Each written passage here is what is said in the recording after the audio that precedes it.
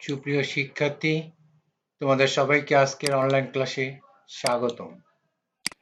প্রিয় শিক্ষার্থী, আমি মোহাম্মদ শফিকুল ইসলাম, সহকারী অধ্যাপক, police line school and college, Rangpur. প্রিয় শিক্ষার্থী, আজকে যে পাঠটি নিয়ে আমরা আলোচনা করব তা হচ্ছে ব্যবসায় সংগঠন ও ব্যবস্থাপনা প্রথম পত্রের প্রথম অধ্যায়, সামাজিক ব্যবসা। প্রিয় শিক্ষার্থী, এখন আমরা দেখি যে আজকের পাঠ থেকে তোমরা কি শিখতে পারবে। প্রথমত তোমরা সামাজিক ব্যবসায়ের ধারণা বলতে পারবে, সামাজিক ব্যবসায়ের প্রতিষ্ঠাতা কে বলতে পারবে, এবং সর্বশেষ যা বলতে পারবে তা হচ্ছে জীবিকা অর্জনের উপায় হিসেবে ব্যবসা কি কাজ করে, অর্থাৎ মানুষ কেন ব্যবসা প্রতিষ্ঠান গঠন করবে বা পরিচালনা করবে। প্রিয় শিক্ষার্থী, তাহলে আমরা আজকের মূল পাঠে যাই। আজকের মূল পাঠ হচ্ছে সামাজিক ব্যবসায়ের ধারণা। প্রিয় শিক্ষার্থী, তোমরা নিজেরা একটু লক্ষ্য করো যে এখানে একটা ছবি দেখতে পাচ্ছ।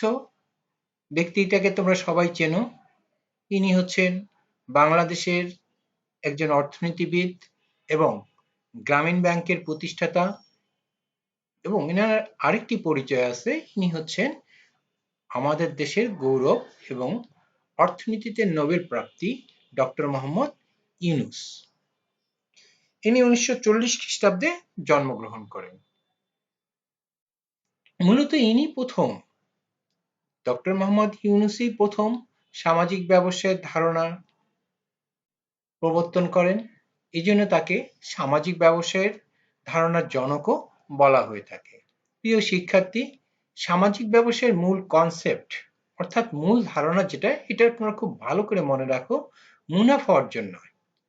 কি নয়? মুনাফা অর্জন নয়, সমাজের মানুষের কল্যাণ। সমাজের মানুষের কল্যাণই হচ্ছে মূলত সামাজিক ব্যবসায়ের মূল বিষয়। কিভাবে? যে সমাজের যে সকল ব্যবসায়ীরা ব্যবসা প্রতিষ্ঠান গঠন করে বা পরিচালনা করে, তারা কিন্তু মূলত মুনাফা অর্জনের উদ্দেশ্যে ব্যবসা প্রতিষ্ঠান গঠন করে এবং পরিচালনা করে।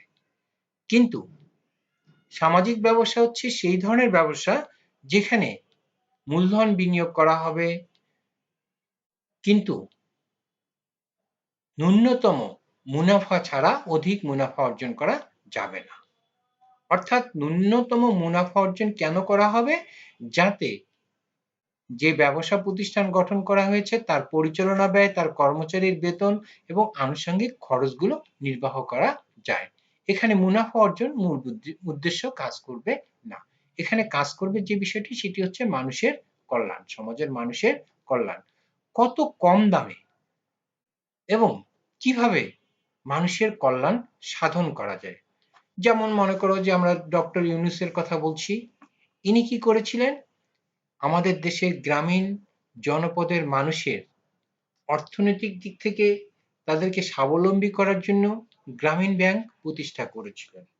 এর ফলে যে দারিদ্র দূরীকরণ অর্থাৎ দারিদ্র বিমোচন বা দারিদ্র দূরীকরণই হচ্ছে তার মূল উদ্দেশ্য ছিল, এবং এটাই তাকে সামাজিক ব্যবসায়ের ধারণা প্রবর্তনের মূল চালিকা শক্তি হিসাবে কাজ করেছিল।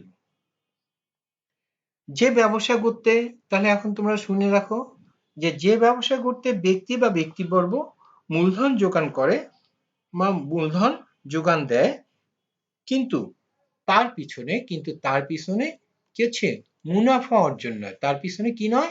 মুনাফা অর্জন নয়। কি আছে? যে সমাজের মানুষের কল্যাণ নিশ্চিত আছে, সে ধরনের ব্যবসাকে বলা হচ্ছে সামাজিক ব্যবসা। মূলত এই ধারণার উদ্যোক্তা হলেন বাংলাদেশের কৃতি সন্তান। আমি আবারও বলছি যে এই ধারণার মূল উদ্যোক্তা হচ্ছেন বাংলাদেশের কৃতি সন্তান, ক্ষুদ্র ঋণ ব্যবস্থাপনার জনক, গ্রামীণ ব্যাংকের প্রতিষ্ঠাতা, নোবেল বিজয়ী কীর্তিমান পুরুষ ডক্টর মোহাম্মদ ইউনূস। তার মতে সামাজিক ব্যবসা হলো এমন একটা ব্যবসা যেখানে ক্ষতির সম্ভাবনা নেই। তিনি ক্ষতির সম্ভাবনা নেই, এবং এক্ষেত্রে খুঁজে বের করা আবশ্যক যার চাহিদা সমাজে যথেষ্ট, অর্থাৎ কোন পণ্যটার চাহিদা সমাজে বা কোন জিনিসটার চাহিদা সমাজে সবচেয়ে বেশি, এবং সেখান থেকেই কি করা হবে, ধারণা নিয়ে ব্যবসা প্রতিষ্ঠান গঠন করা হবে। তাহলে এটি হবে এমন একটি কোম্পানি যা সমাজের দরিদ্র অবহেলিত শ্রেণীর মানুষকে কিছু দেওয়ার জন্য গঠিত হবে। এর কাজ হবে বাণিজ্যিক, কিন্তু উদ্দেশ্য হবে সামাজিক। এর কাজ দেখো কি হবে, বাণিজ্যিক হবে কিন্তু উদ্দেশ্য হবে সামাজিক। যাতে কি করবে, সংশ্লিষ্টরা পুঁজি বিনিয়োগ করবে কিন্তু কোনো লভ্যাংশ ভোগ করতে পারবে না, কোনো লভ্যাংশ ভোগ করতে পারবে না। এই ব্যবসায় কি করা হবে, যে একদিকে যেমন মানুষের মৌলিক চাহিদা পূরণের যে সকল পণ্য আছে সেই পণ্যগুলো উৎপাদন করা হবে, সেই উৎপাদন কাজে অনেক লোককে নিয়োগ দেওয়া হবে বা অনেক লোকের কর্মসংস্থানের সুযোগ সৃষ্টি হবে। এক পর্যায়ে যারা এতে কাজ করবে তারা মালিক প্রভাবমুক্ত এমন একটা পরিবেশে কাজ করতে সমর্থ হবেন যাতে তাদের জীবন অনেক স্বাচ্ছন্দ্যময় হয়। প্রিয় শিক্ষার্থী, এই সামাজিক ব্যবসায়ের মূল ধারণার মূলত 7টি বিষয়ের উপর নির্ভর করে। যেমন সমাজের দারিদ্র্য দূরীকরণ, সমস্যা উত্তরণ, মুনাফা সর্বাধিকরণ করা হবে না, তারপর আর্থিক এবং অর্থনৈতিক দিক থেকে টিকে থাকার সামর্থ্য থাকতে হবে, বিনিয়োগ করা অর্থ যাতে ফেরত পায় সেই ব্যবস্থা করতে হবে, কিন্তু কোনো লভ্যাংশ প্রদান করা হবে না। আবার যারা শেয়ার হোল্ডার আছে তারা কি পাবে, ব্যবসা প্রসারের জন্য কাজ করবে কিন্তু কোনো লভ্যাংশ পাবে না। প্রিয় শিক্ষার্থী, এই ব্যবসাটাকে আবার কি করতে হবে, খুব সচেতনতার সাথে পরিচালনা করতে হবে যাতে কোনোভাবেই এর উদ্দেশ্য বা যে মূল যে বিষয় সমাজের মানুষের কল্যাণ সেখান থেকে যাতে সরে না আসে। প্রিয় শিক্ষার্থী, এখানে দেখো ব্যাপক মানুষের কিন্তু কর্মসংস্থানের একটা সুযোগ সৃষ্টি হবে, অর্থাৎ জনশক্তির একটা সদ্ব্যবহার করার সুযোগ তৈরি হয়ে যাবে। এর ফলে বিনিয়োগকারীরা যারা সমাজের মানুষের জন্য কিছু করতে চায় তারা কিন্তু এই ধরনের ব্যবসা প্রতিষ্ঠান গঠন করতে উৎসাহী হবে। প্রিয় শিক্ষার্থী, তাহলে আমরা সর্বশেষ যে কথাগুলো বলতে পারি যে সমাজের মানুষের কল্যাণের জন্য কি করা হবে, যে ব্যবসা প্রতিষ্ঠান গঠন করা হবে, মূলধন বিনিয়োগ করা হবে, পরিচালনা করা হবে, কিন্তু মুনাফা অর্জন মুখ্য উদ্দেশ্য হবে না, সেটাই হচ্ছে সামাজিক ব্যবসা। প্রিয় শিক্ষার্থী, এবার আমরা আসি যে জীবিকা অর্জনের উপায় হিসাবে কিভাবে ব্যবসা কাজ করে। প্রথমত আমরা দেখি যে মানুষ তার জীবন জীবিকা উপার্জনের জন্য বিভিন্ন ধরনের কাজ করে, তার মধ্যে অন্যতম হচ্ছে একটা ব্যবসা। কারণ এই ব্যবসায়ের মাধ্যমে তার কি হয়, জীবিকা উপার্জনের একটা উপায় হিসাবে কাজ করে থাকে। যেমন দেখো যে জীবিকা অর্জনের মুখ্য উদ্দেশ্য হিসেবে আমি যদি ব্যবসাকে গ্রহণ করি, এতে আমি যে পুঁজি বিনিয়োগ করব, আমি যে মেধা বিনিয়োগ করব, এর ফলে আমার ধীরে ধীরে ব্যবসা প্রতিষ্ঠান থেকে আমি যে আয় করব সে আয়টা কি হচ্ছে, আমি একদিকে যেমন ভোগ করব, আমার উত্তরসূরি যারা আছে তারাও কিন্তু সেখান থেকে সেই অর্থ ভোগ করার একটা সুযোগ পেয়ে যাবে। এছাড়াও দেখো যে ছোট বড় নানা ধরনের ব্যবসা মানুষের জীবিকা উপার্জনের উপায় বা কেরিয়ার হিসাবে কিন্তু আজকে কিন্তু গ্রহণ করছে। দেখো অনেক শিক্ষিত ছেলে মেয়েরা শিক্ষা শেষ করে চাকরির পিছনে না ঘুরে দেখো নিজেরাই অনলাইন শপিং, অনলাইন বিজনেস এগুলো কিন্তু শুরু করেছে। এর ফলে কি হচ্ছে, তার কিন্তু নিজের কর্মসংস্থানের সুযোগ তৈরি হয়েছে, অর্থাৎ জীবিকা অর্জনের উপায় তৈরি হয়েছে একমাত্র ব্যবসায়ের মাধ্যমে। তারপরে দেখো 2 নাম্বার আছে উন্নতি লাভের উপায়। উন্নতি লাভের উপায় বলতে আমরা কি বুঝি? উন্নতি লাভের উপায় হচ্ছে সেটাই যে ব্যবসা মানুষের জীবনে উন্নতি লাভের প্রধান উপায়। চাকরি করে আমি একটা নির্দিষ্ট বেতন পাই, এটা দিয়ে আমার উন্নতি লাভ করা সম্ভব নাও হতে পারে।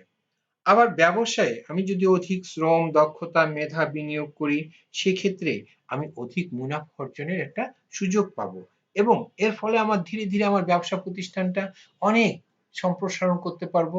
ফলে সব দিক থেকে আমার একটা উন্নতি লাভের একটা উপায় ব্যবসা হিসাবে হতে পারে।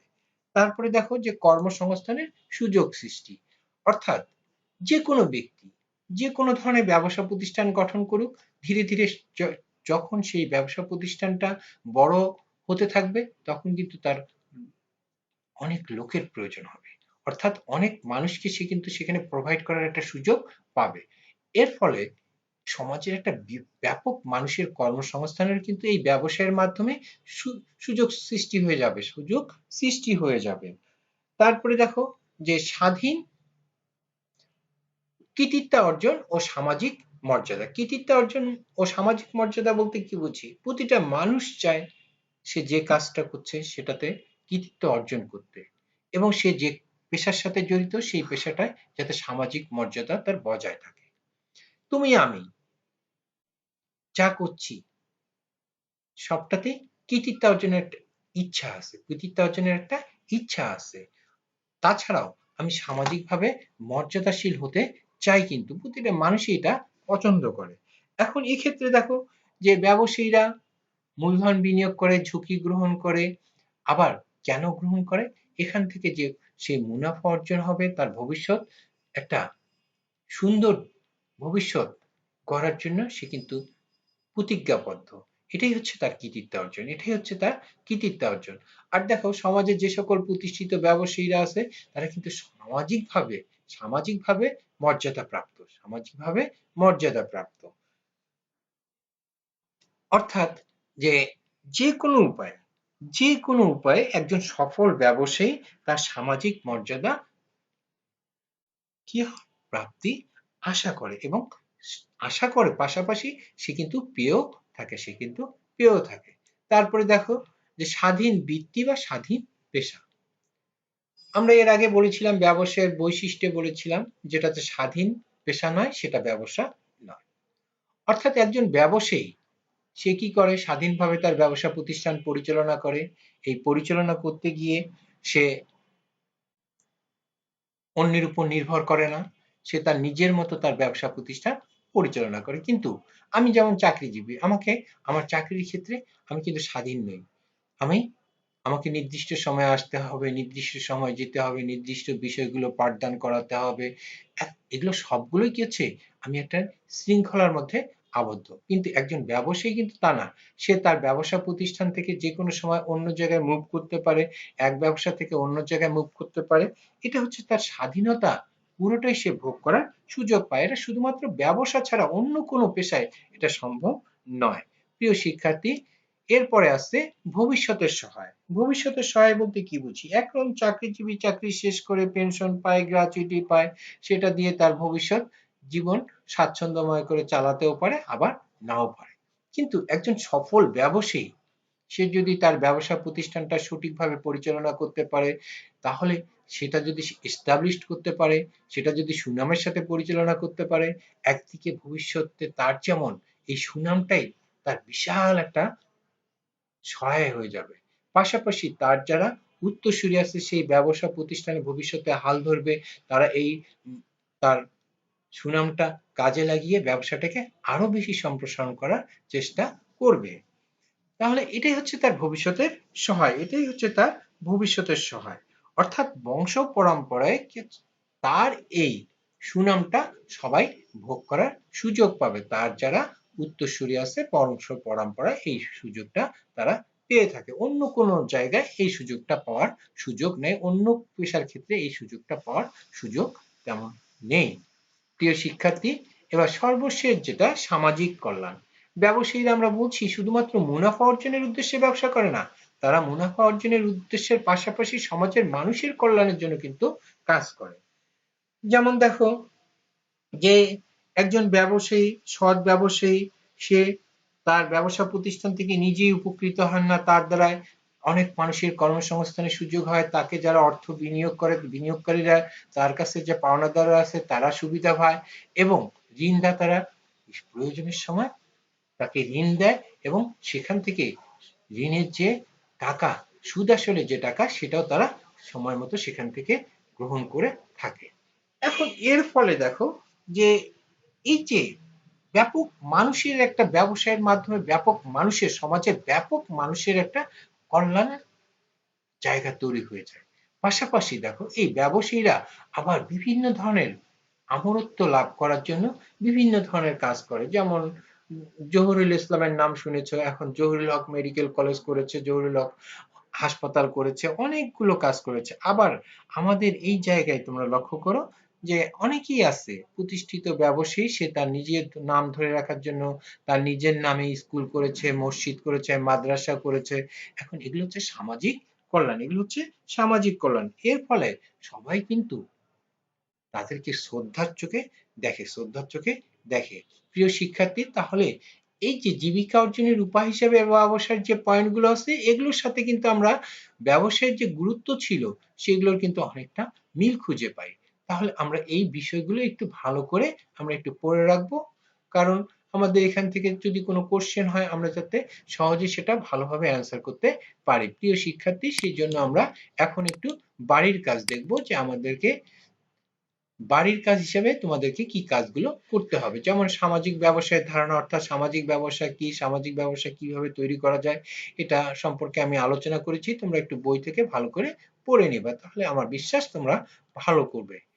তারপরে দেখো যে সামাজিক ব্যবসায়ের প্রতিষ্ঠাতাকে আমি বলেছিলাম, সামাজিক ব্যবসায়ের প্রতিষ্ঠাতা বা জনক ডক্টর মোহাম্মদ ইউনূস। ইনি সামাজিক ব্যবসায়ের কনসেপ্ট প্রথম প্রদান করেন এবং তার এই কনসেপ্ট সারা বিশ্বে এখন কিন্তু জনপ্রিয়। তারপরে পেশা হিসাবে ব্যবসা কিভাবে কাজ করে, সেগুলো যদি আমরা, যে পয়েন্টগুলো আমরা বিশ্লেষণ করেছি সেগুলো যদি আমরা পড়ে রাখতে পারি, তাহলে এখান থেকে যে কোনো ধরনের কোশ্চেন হলে তোমরা সহজে সেটার অ্যান্সার করতে পারবে। প্রিয় শিক্ষার্থী, তোমাদের সবাইকে অনেক অনেক ধন্যবাদ জানিয়ে আজকের ক্লাস এখানেই শেষ করছি। আগামী ক্লাসে আবার দেখা হবে, আবার কথা হবে। সবাই সুন্দর থাকো, সুস্থ থাকো। আল্লাহ হাফেজ।